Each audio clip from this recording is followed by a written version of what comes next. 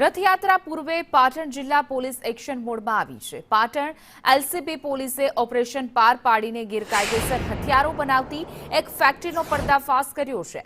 LCB પોલીસે રાંધનપુર ડિવિઝનના સમી, મુજપુર, રાણીસર અને વારાહી વિસ્તારમાં ગુપ્ત બાતમીના આધારે સઘન કોમ્બિંગ હાથ ધર્યું હતું અને આ મેગા ઓપરેશન દરમિયાન પોલીસે 5 દેશી કટ્ટા, 4 નંગ જીવતા કારતૂસ અને હથિયાર બનાવવાની સાધન સામગ્રી સાથે 6 રીઢા ગુનેગારોની અટકાયત કરી હતી।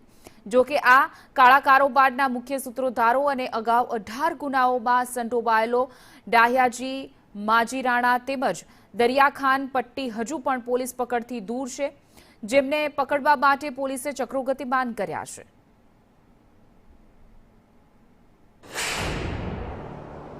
સમીના ઘાસદીનપુરા, મુજપુર, શંખેશ્વરના રાણીસર અને વારાહીમાં અલગ અલગ જગ્યાએ કોમ્બિંગ કરેલું હતું અને કોમ્બિંગ દરમિયાન પોલીસને 5 દેશી કટ્ટા, કારતૂસ નંગ 4 અને હથિયાર બનાવવાની અલગ અલગ સામગ્રી મળી આવી હતી, જેમાં પોલીસે અલગ અલગ 5 ગુના દાખલ કર્યા હતા અને અત્યારે એમાં 6 આરોપીઓને પોલીસે અટક કરેલા છે।